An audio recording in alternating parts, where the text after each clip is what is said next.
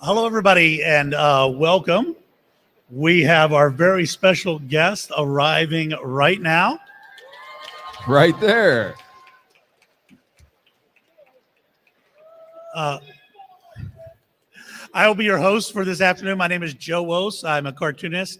I have a syndicated feature called Maze Tunes, TV show, Emmy Award-winning TV show called Cartoon Academy on PBS, and I'm also the artist for Charlie the Tuna. But I also wrote a book on the top 100 animated TV characters of all time. I know that book. You know the book, yes? It is a hardcover book, book. big monster book. I was very excited. I was in it. Yes. It's okay that I overlap you. Courage came in at number 48 out of the top 100 of all time. That's pretty good. I think it's good. But Yeah, I think it's good. Marty, it's great to meet you. you too, my friend. It should this. So yeah. Yeah, you got to lean a little close, but you got it. Do I have to lean? Probably. You want me leaning? Whatever you want to do. What are we doing? Bring the mic to you. We're going to talk a litt bit Can about. I just pick the mic up? Do whatever you want. Whatever do you care what I do? I don't care what you do. It's not my mic. Marty, All right. It's great to see you. Okay, it's good to see you too. I didn't listen to your name Joe. because I'm busy, You being you. putzing around. Yeah. You know what I'm saying? I love that. Just Good putzing seeing you, around. Joe. Good to see you.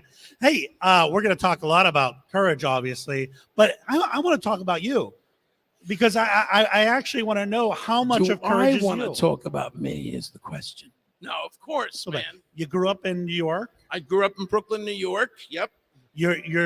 Your family owned a deli. Is that right? Yes, my family did. You saw this on the internet I know because it's gonna go south very soon. But yes, my father did own a kosher delicatessen in Brooklyn, New York. I know a lot of you people are very excited about that news. Well, here's why I'm excited about that. What did you have an ear for voices? Did I have an ear? As you had all these people, as a kid, always, you're hearing all these people come in with different dialects and just different sounds. Were you always did. I had an ear for voices. I had an ear for.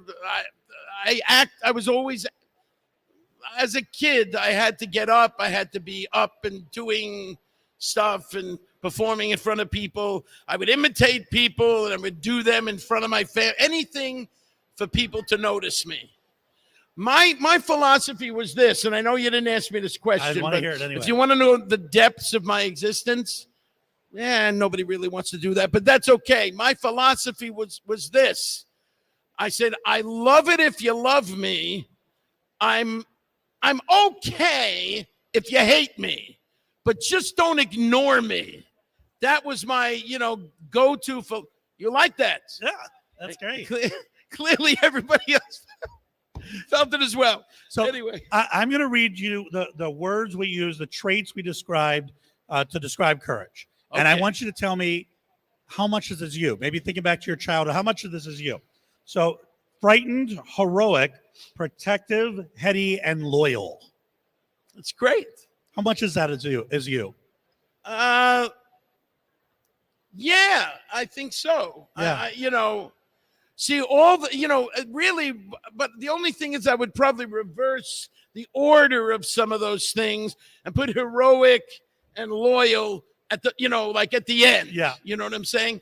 But still, I am loyal, and I get, when I say heroic, I'm not heroic in the, traditional sense, but I will stand up and speak on behalf of somebody if I felt somebody was doing wrong, somebody was being wronged, or somebody was being bullied. I actually did that when I wasn't bullying myself. I actually stood up for people that would be, when I was very young, I did bully, and then I felt bad about it, and I righted it when I got a little bit older as a kid, and I realized that's no good, especially because I got bullied, So. Yeah. So you grow up, you get into acting, and when did you still act, but when was the transition to sort of doing voiceover? How did that happen? Well, I mean, honestly, I'm going to be, full disclosure here. I mean, voiceover has never been a thing that I have done a lot of. Yeah. And, maybe as far as that list of artists that appeared in that 100, and I'm not being unduly humble. Yeah. But, I've always been more of a live actor, a live I was on stage actor, comedy, bunch of character work on television shows and various things like that, independent films, and voiceover was never something that I really did do much of. Yeah. And courage was more of an anomaly for me, which probably separates me from the other 99 people on the list. I agree. Well, maybe there's one or two other ones but that got lucky with one beautiful score. But that's really what happened to me. One beautiful score. And look at all these people coming to see me in these. But you're also absolutely. Woo! But you're also sort of snobby in that you have been the voice for quite some time now, which is remarkable. It's a remarkable longevity. Well, I mean, yeah, that's right. You're right about that, Joe. God bless you, Joe. I love you, Joe. Okay, but so I am really, honestly, this book that he did, tremendous book. I'm tickled. I didn't know you were going to be interviewing me. I didn't know I was going to be interviewing you either, so we're both surprised and delighted. I'm tickled by that. This book is fantastic, and it's just the illustrations in it. It's just put together you're very kind. so beautifully, Thank you. the descriptions are richer and deeper than. In some of these hardcover books where they feature things, you have a lot of illustrations, a little bit of text on it. But this one and that actually leads into my next question, because in the book we break down Courage's best acts of courage, his greatest moments of courageousness. Do you have a favorite episode, a favorite moment that really stays with you? You guys are going to laugh because I know a lot of people have their favorites. People like King Ramsay's Curse, people like Freaky Fred, people like, actually the one with the feet, they love the Cats ones and Cajun Granny Stew and all those things. For me, I have two. I loved all those and I was excited by that. But as far as what was most, touched my heart, was that first year, during that first year when Courage actually had more lines, had more words, rather than the vocal histrionics that are all, so associated with him. The first episode was so mind-boggling for me because he spoke to the shadow. And, he spoke in general,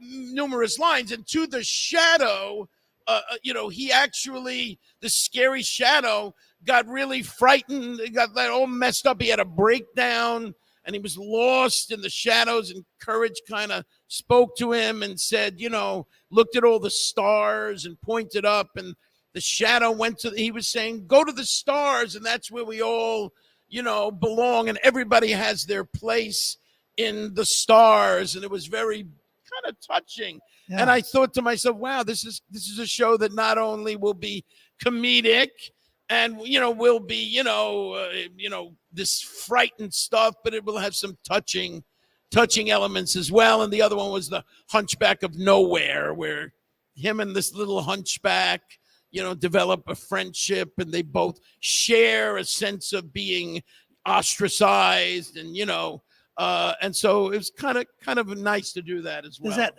both episodes are really about embracing the outcast and saying, hey, we're all part of this wonderful universe. Does that resonate on a personal level for you, for your childhood and so forth? I'm so glad you're interviewing me, man. No one has ever asked me that question before. That's a great question. And actually, I will have to say yes. Listen, I had a lot of friends when I was younger. I was never like at a shortage for having friends and having a social life, and I had a lot of love and stuff in my life. But there was something about me that wasn't quite like fitting in with the normal, so to speak. And so sometimes, though I did have, I was all right, there was something in me that always felt kind of not quite with society, not quite with, the generally accepted sensibility of what was going to happen in Brooklyn for a young kid in Brooklyn, New York, a Jewish kid from Brooklyn, New York, in a middle-class neighborhood that was also somewhat mixed with black folks and Italian folks and a mixed bag. But there was a kind of road that was often most of the people that from my background would go to. And I always felt like I'm not quite screwed on that way. And so, yes, in a certain extent, there is that type sort of thing, So you weren't really, you're an actor. You weren't necessarily looking for voiceover roles. No. This falls into your lap. I mean, how does this happen? It fell into my lap, essentially. Yes. I mean, I'd been doing a lot of comedy on like a sketch comedy around the city of New York. I had a partner where the two of us wrote and performed our own work, which is what I would encourage any aspiring actor to do. And actually, not even aspiring, people are doing it more now than ever. You got to do your own thing. You got to create your own thing now. It's not like wait around for somebody to give you work. Find your own work and make it and produce it and do it, whatever it is, on your phone or whatever it is. But for me, I was doing this work and it kept me, kept my toes in the game, so to speak, in the water of performing when it's not easy to get a job as an actor, and so we did really well. And I was very confident. It actually helped my confidence tremendous amount because, as you all probably well know, this business does not do well for a human being's confidence usually, So a friend of mine called me up out of nowhere and said, I saw the review that you had in Time Out New York that you were performing and you were doing shows. This one particular show that I was doing that we actually got reviewed in.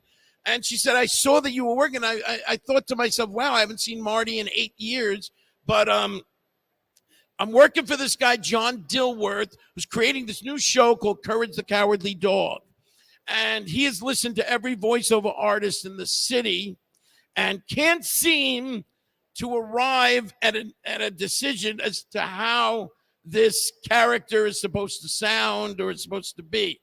So he's heard over 300 voices is what she said to me. And so ultimately it became like, she said, I figured I'll reach out to you. Maybe we'll get lucky. Wow. And I went there, and within 3 minutes, John Dilworth, there was something about this raspy, deep-pitched voice that he really loved, and I guess my overall persona he loved. And the only thing he said is, could you do me a favor, though? I think this is really great for the character. Can you pitch it up here? Can you go up here? And so I did, and he said, we got it. Wow. I think we got it. That's it. That's amazing. That's how it came about. So that's unbelievable. Kind of cool, right? Yeah, that's very cool. Okay, so I found this to be just an odd anomaly that is so interesting in your credits. How many different CSIs have you been on? Oh, now I've been on hold on, I'm going to say first, not CSI. It's SVU. Oh, is it? Okay. I've been in 2 SVUs, 4 Law and Orders, regular, 2 Criminal Intents, 1 the one season they had Conviction. I was in Third Watch. I was in Blacklist recently. Yes, and so yes, that kind of thing. Yes. Yeah, it's interesting because that's a very specific genre that I don't think people would necessarily associate with you. Wow. You're just showing up, say, "Hey, I want to do this," and they like you. And well, they keep different character role. Yeah. In other words, I'm a character guy, Yeah. right? I mean, you look at me, you listen to me, you don't necessarily think this guy should be in a little pink dog that's jumping up and down. You don't necessarily. No, you're thinking that now, but you wouldn't think it if you didn't know, right? Yeah. I think not. You're a character. You're a character actor. You provide a voice for a character. Yes. Who were your influences? Was it other character actors growing up that you loved and admired, or who was your inspiration? I had a few inspirations. First and foremost, as I got a little more mature. I mean, 1967, Dustin Hoffman and The Graduates. I saw a short, funny-looking, scrawny-looking guy with a big nose, Jewish guy who had a very limited vocal range, by the way, was tremendous as an actor. And I thought to myself, there's hope for a guy that looks like me to actually become a lead character in a famous movie. Now, that still has yet to happen, my friends. It still has not happened. But but I'm still alive, and I'm an old guy now. I'm not old, I mean, what I'm saying. Yeah. And I can still get it because I'm feeling more energized than ever, and I'm moving forward. What's happening is I'm creating my own work now. Yeah, I'm creating my own work. I'm producing short films, going around on the internet. I'm doing this. I did a thing on Hunter Thompson. I figured I'd get this. Yeah, Hunter S. Thompson. I saved you the trouble. Yeah. About Hunter Thompson, where I play Hunter Thompson. I'm about to do a film about a box of clowns. It's called Box of Clowns.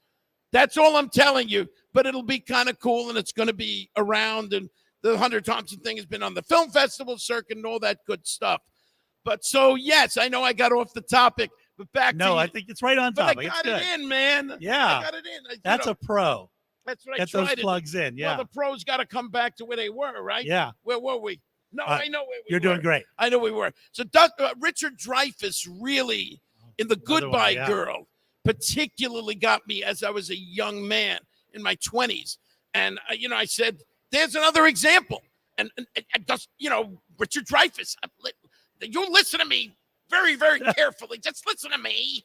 I felt right with Richard Dreyfuss. So. Yeah. And I think it's important because in that era, Jewish Americans were relegated to comedy roles primarily. So to see someone in leading roles like Dustin Hoffman must have been just important. It was fantastic. And they were still funny. Yeah. In other words, Hoffman was still funny in that movie, and so is Richard Dreyfuss, very funny, but also able to do the dramatic stuff. Yeah. The serious stuff, which is something that I could do both. There's a real heart to their humor. Yes, absolutely. Yeah. Well, that's just tremendous. I don't want to, I could spend we should go out for drinks and just talk. I'd love to. Yeah, I could spend all day talking, but I want to give our audience a chance to ask some questions of you. We do have a microphone right here in the center. If you wouldn't mind lining up, we'll take a few questions from our audience. Also, if you're watching on the line, you can type in those questions and we'll try to get a few of you. Hello, welcome. Hi there. Hi, Marty. Good to see you. How you doing? Good to see you again. You have a great voice, too. She does. Why, thank you, dear. Would you like some of my vinegar sugar cookies? Okay, so my question, Marty, is that going into voiceover, I could imagine all the challenges that you had to go through with, the screaming, like not had to strain your voice. Like, tell us all about that. What you mean about when I'm doing Courage, about like right now I have maybe 40% of my voice left after this 4-day monumental, extremely incredible weekend that I've had here in MegaCon. Yes. Absolutely. Anyway, so yes, here's the trick of it. Talking in my regular voice actually is what makes me lose my voice a little bit. When I do Courage, I go up into my head voice. And even though I'm not really much of a singer, no, I am actually a good singer, but I'm not like a trained singer. And so I know that when you go up here, it's less strain on the throat.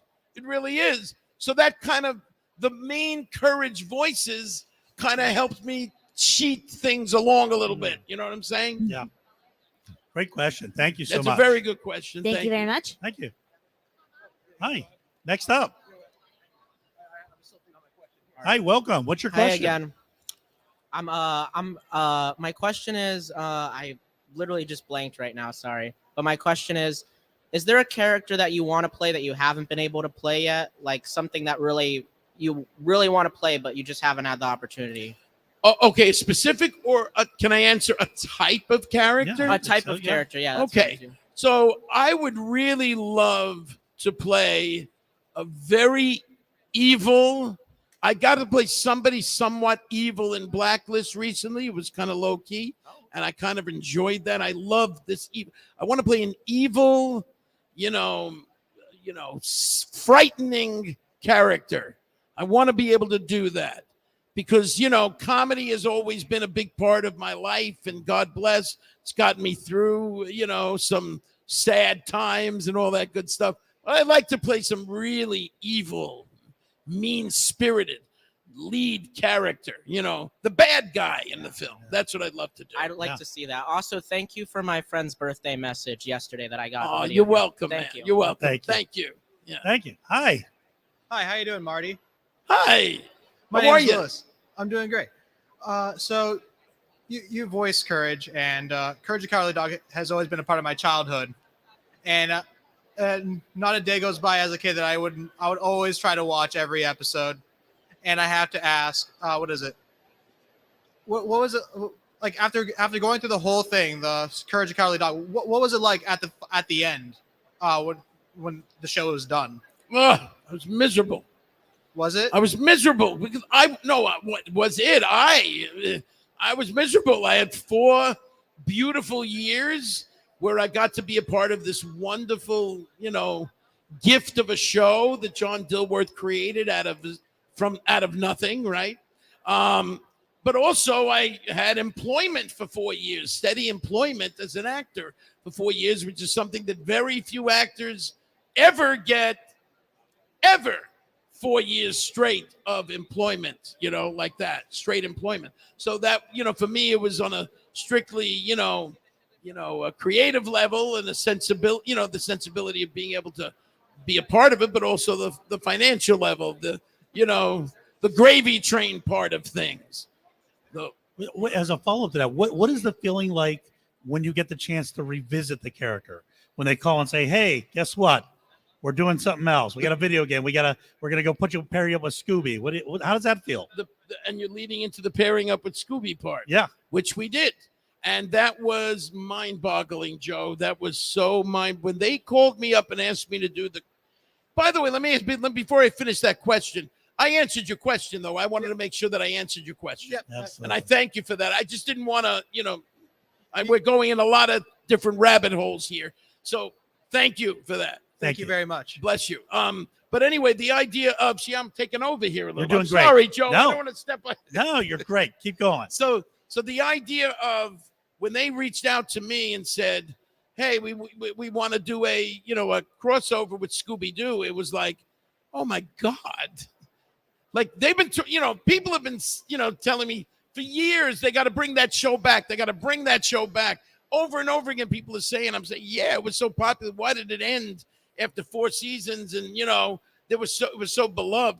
But when they came to me with that Scooby thing, I was thinking on one level, not only am I getting to come back, pardon me, but I'm also getting to be paired with a giant in, the industry. Scooby-Doo is an empire. Yeah.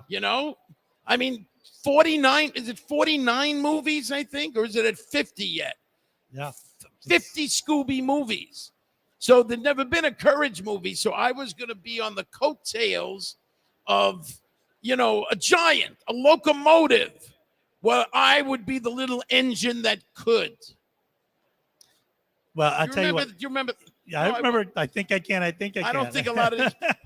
But I think in many ways that, now if you, even if you weren't already, which I think you were, this solidified, Courage's place in the Parthenon of great cartoon canines to be able to share the screen with one of the other great legends. I don't view it as sharing the screen with a legend. I view it as 2 legends on screen together. And what a magnificent moment that is.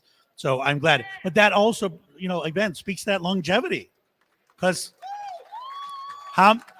I'll take it. I You gotta deserve take it while I can. But how often it happens that a great character they bring them back and they go, yeah, we'll just use a different voice actor. Yes. That really speaks to that power and legacy of your being the personification of that character. It's just so Yes. important.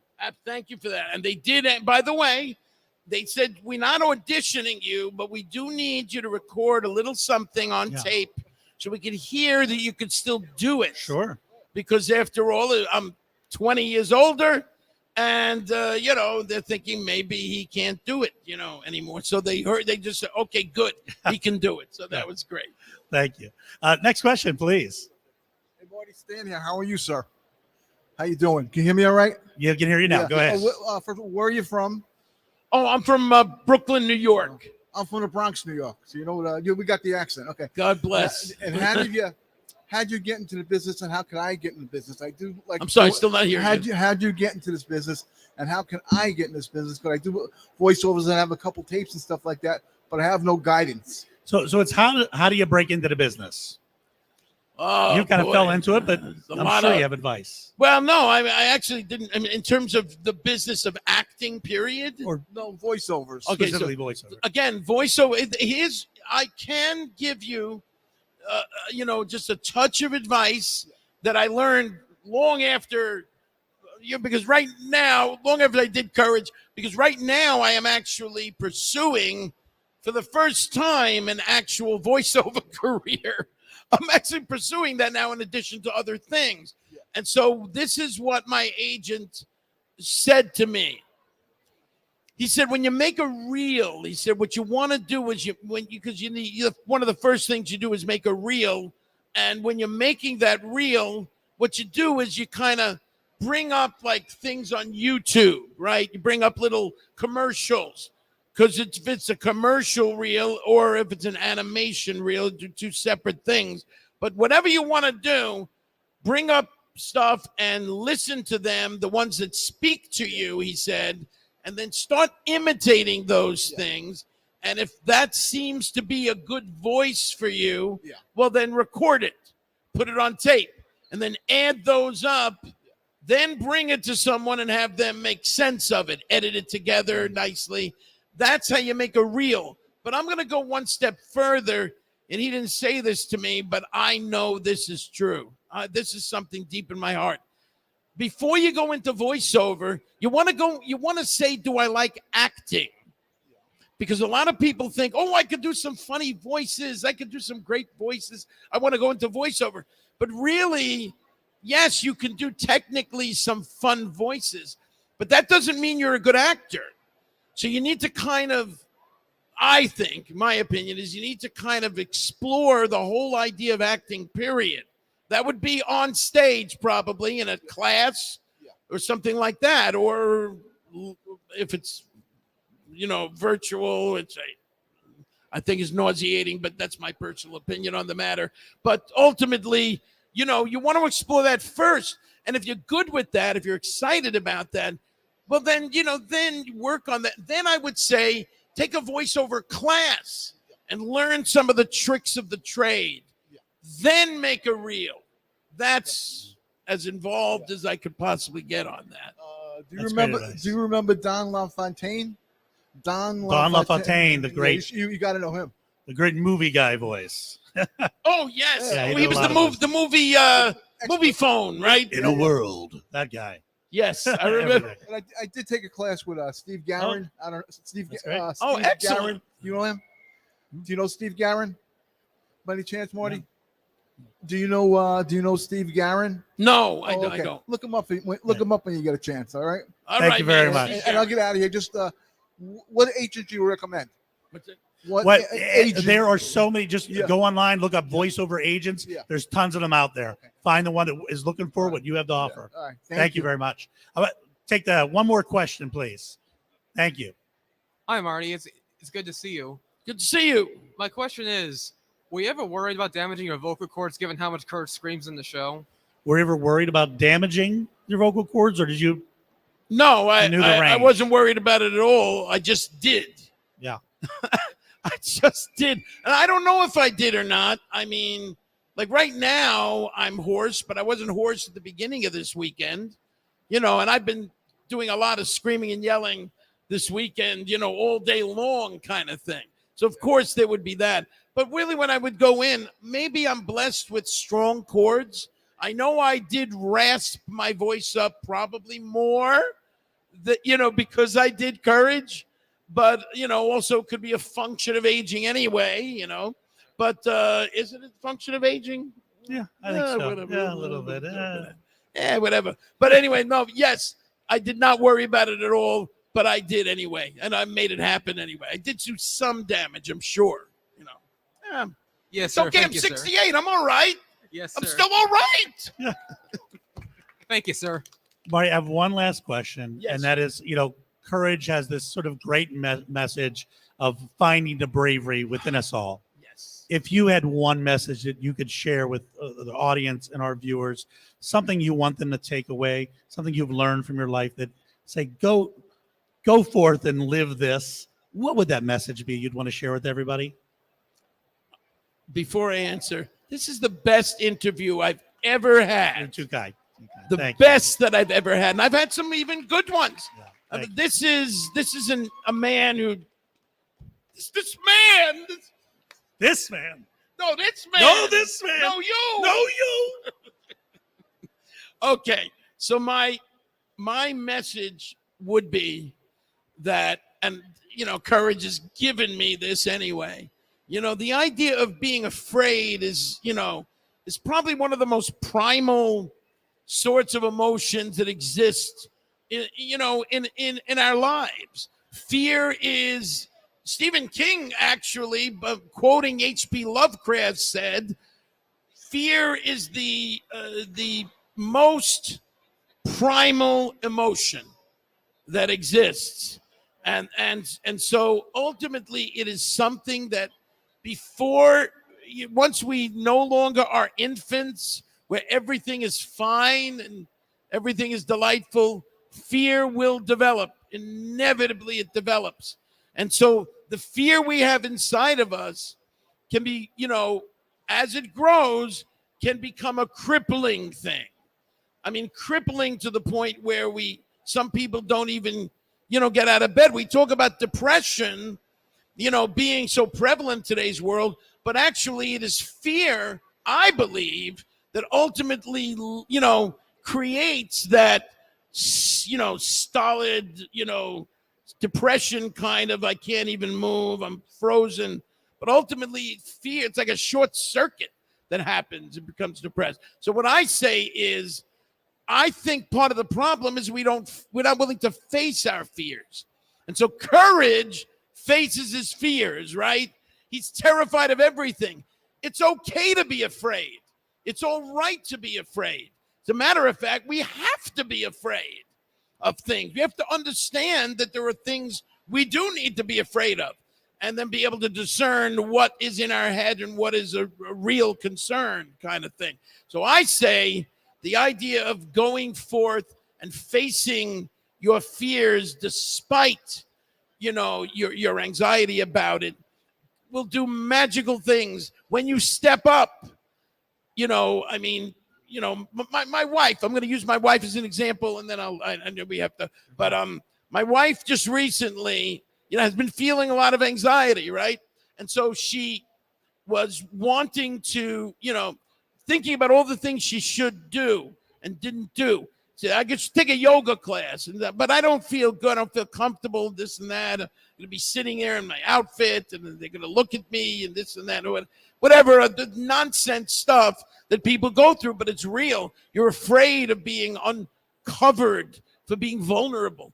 She did this yoga class, and she came home and said, Marty, I am so happy. She looked at me like that. She looked like she had just drank the Kool-Aid in Jonestown. She would do, see, that was a nice reference. I thought maybe. I got it. But anyway, but she looked at me just like she was completely relaxed. And I thought she did that because she faced her fear. So I say, whenever that's happening, you think you shouldn't do it because you don't want to do it. Just do it anyway. Marty, on behalf of MegaCon, on behalf of all your fans, thank you not just for sharing your voice, but for giving a voice for all those who must face their fear with bravery. So thank you for that. And thank you so much. Everybody, big hand for Marty.